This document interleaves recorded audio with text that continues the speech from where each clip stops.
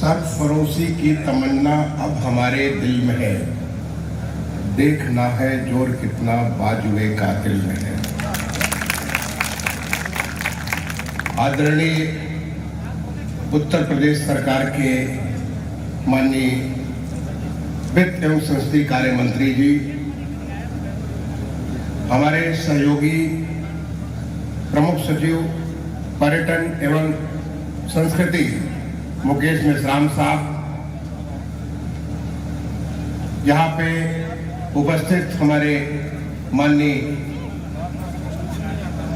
सदस्य विधानसभा, सदस्य विधान परिषद, जिलाधिकारी महोदय, विद्यार्थी जी एवं आज की इस सभा में उपस्थित सम्मानित भाइयों बहनों एवं प्यारे बच्चों, मैं बहुत ही अभिभूत हूं आज इस बलिदानी धरती के महान सपूत पंडित राम प्रसाद बिस्मिल जी की 125वीं जयंती, 125 साल अगर वो आज जिंदा होते तो आज वो 125 साल के हो जाते।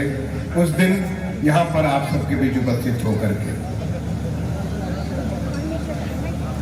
मैं आज दोपहर में यहाँ आया और तब से लगातार सोच रहा था, जगह जगह देख करके, इस धरती में ये क्या खासियत है, क्या इस यहाँ पे इस आबो हवा में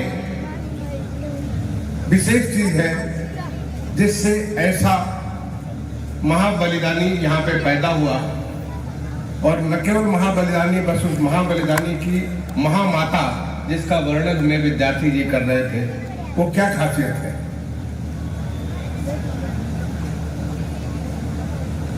इस धरती को बार बार प्रणाम करने का मन करता है, क्योंकि आज जब हम आजादी का अमृत महोत्सव मना रहे हैं, देश की आजादी का 75वां साल पूरा करने जा रहे हैं, हम सभी आज जिस हालत में हैं, जो कर रहे हैं, शायद आपको आभास भी नहीं होगा किस हालत में हमारे पूर्वज थे जब यहाँ पे अंग्रेजों का हुकूमत हुआ करता था। वो आजादी हमें आज कितनी सब कुछ दे रही है, वो सब कुछ इन पे कुर्बान है। और इसीलिए हमारे माननीय प्रधानमंत्री जी ने आजादी के अमृत महोत्सव पर मार्च 2021 से मार्च 2023 तक पूरे देश में हर्षोल्लास के साथ इस अमृत महोत्सव को मनाने का निर्णय लिया, जिससे हम तमाम सारे बलिदानियों को उसको स्मरण कर सके, उनसे प्रेरणा ले सके, उससे हम एक ऐसा संकल्प ले सके कि जो सपना उनकी आंखों ने देखा था, क्या हम उस सपने को पूरा कर रहे हैं कि नहीं। एक उस भारत की कल्पना की थी उन्होंने, उस आजाद भारत की,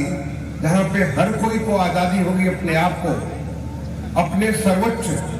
पोटेंशियल को प्राप्त करने की। क्या हम उस भारत को प्राप्त कर रहे कि नहीं कर रहे। उस दिशा में पिछले 8 साल से लगातार इतने सारे परिवर्तन हो रहे हैं हमारे देश में, और पिछले 5 साल से हमारे माननीय मुख्यमंत्री जी के नेतृत्व में पूरे प्रदेश में ऐसे अभूतपूर्व परिवर्तन हो रहे हैं जिसके हम सभी साक्षी हैं, देख रहे हैं कि कैसे सब चीजें हो रही हैं। तो क्या हम उस पे खरे उतर रहे हैं कि नहीं उतर रहे। अभी बड़ा अच्छा लगा, पंडित राम प्रसाद बिस्मिल जी की तो बहुत सारी कथाएं हमें विद्यार्थी जी ने सुनाया। उनकी एक यादगार पिस्टल, जिसकी कीमत पिस्टल की नहीं, उसकी तो कीमत बेशकीमती है, कोई इसकी कीमत आंक नहीं सकता है। यश आनंद जी को मैं धन्यवाद दूंगा कि उन्होंने जहां कहीं से भी प्राप्त किया हो उस पिस्टल को, आज उस पिस्टल को जो यहाँ पे दिया उन्होंने जिज्ञासा जी को, जो कि हमारे इस म्यूजियम में अब आप सबको यहाँ पे स्थान लेगी और उसको सब लोग उसे देख सकेंगे, देखेंगे कि कैसे उस पिस्टल से ब्रिटिश हुकूमत, जिसका सूरज कभी नहीं डूबता था, उस हुकूमत को इस पिस्टल ने ललकार दिया बता दिया कि हिंदुस्तानी के खून में कितना तेज है।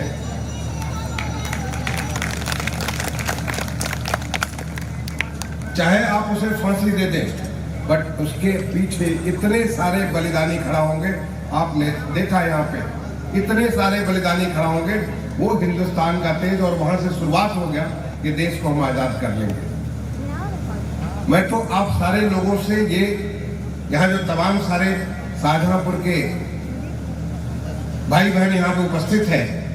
और जो नहीं है, उनको आपके माध्यम से मैं निवेदन करना चाहता हूं, एक अपील करना चाहता हूं कि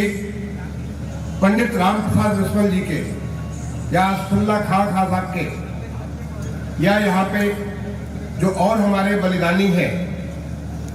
लोहड़ी साहब या जो और अन्य बलिदानी हैं, रोशन सिंह साहब, उनके अगर कुछ भी स्मृति कहीं पे भी हो, उनके उपयोग का लोटा हो पानी पीने वाला, उनके उपयोग की थाली चम्मच गिलास हो, उनके उपयोग करने वाला खड़ाऊ हो, उनके उपयोग करने वाला कोई कपड़े हो, उनकी पढ़ने वाली कोई किताब हो, क्योंकि वो आज वो हमारे लिए तीर्थ स्थली है, हमारे लिए वो हमारे एक पूरे देश के लिए, आपके लिए नहीं, पूरे हिंदुस्तान के लिए लोग आएंगे, उसको नमन करेंगे कि इस किताब में, इस खड़ाऊ में, इस लोटे में, इस गिलास में, इस चीज में ये तेज थी। उनको कभी पूजा करते हैं, उनकी पूजा के स्थली में हो सकता है पूजा के आचमन के लिए लुटिया हो, चम्मच हो, तो तमाम सारी चीजें उनको उपयोग की वस्तु थी। अगर कुछ हो तो आपसे कहूंगा जरूर निकालिए पूरे देश के लिए, और पूरे देश को वो चीज उसमें आकर के लोग देखेंगे, उससे वो स्मरण करेंगे, उसमें अपनी श्रद्धा सुमन अर्पित करेंगे। अभी आपको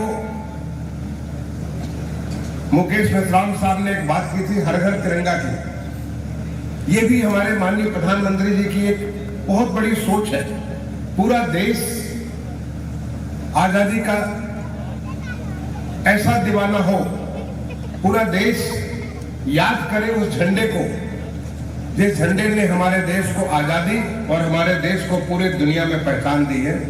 उसको, जो हमारा ये आजादी का अमृत महोत्सव 15 अगस्त 2022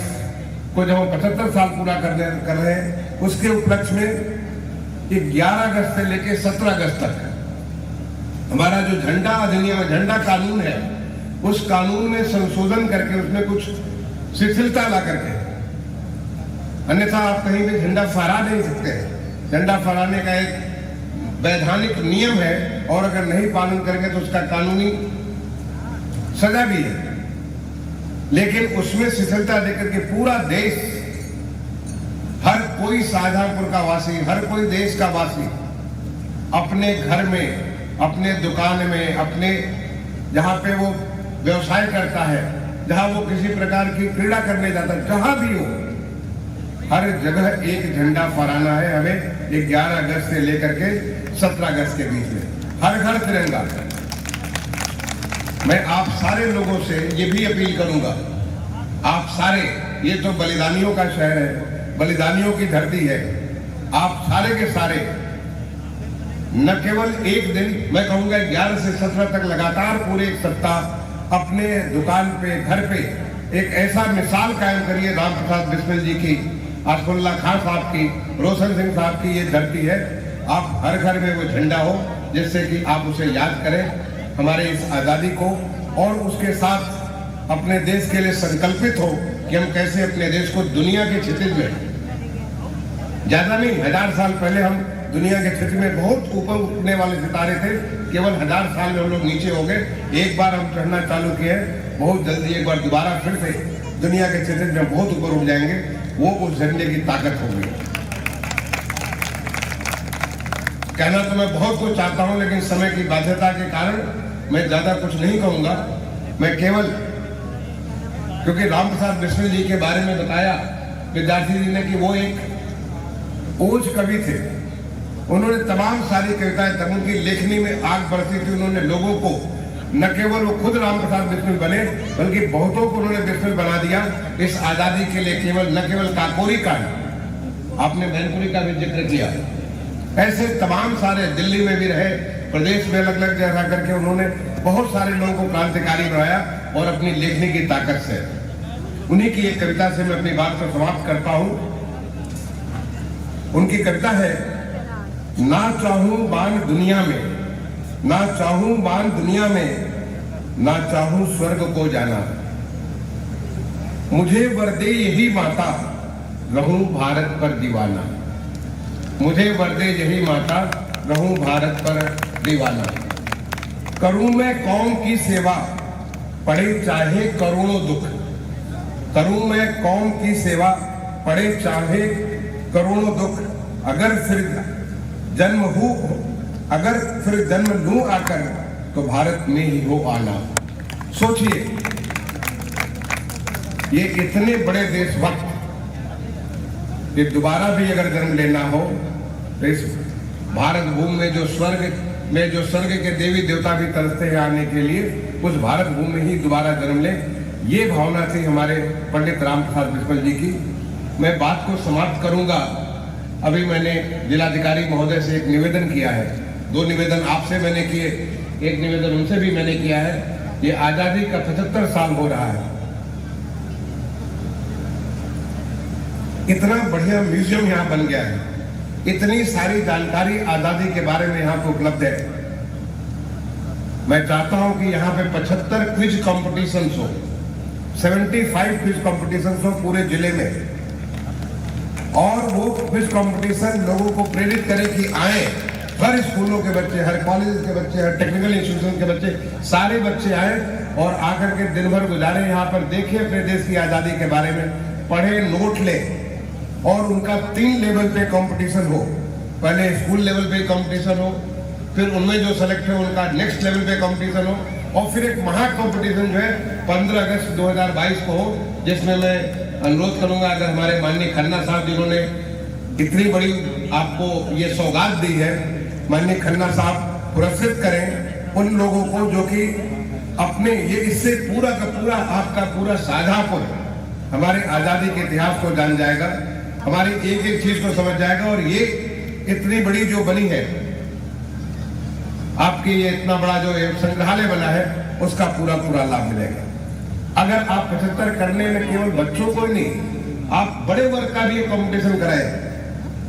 लेकिन कुल मिलाकर के मैं चाहूंगा कि 75 कंपटीशन हो, और जिसका अंतिम, एक तो बच्चों वाला कंपटीशन हो अलग अलग वर्ग का, और दूसरा जो कंपटीशन हो बड़े लोगों का भी हो, जो कि अब कहीं न किसी व्यवसाय में हो, कहीं किसी रूप में हो,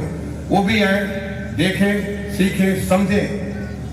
क्योंकि जिस आजादी को हम इतनी आसानी से ले लेते हैं, वो आजादी इतनी आसान नहीं थी। उसके लिए कितने लोगों ने बलिदान दिया, कितने लोगों ने अपना सब कुछ सर्वस्व न्यौछावर किया, तब जाकर के हम लोग इतने आराम से एक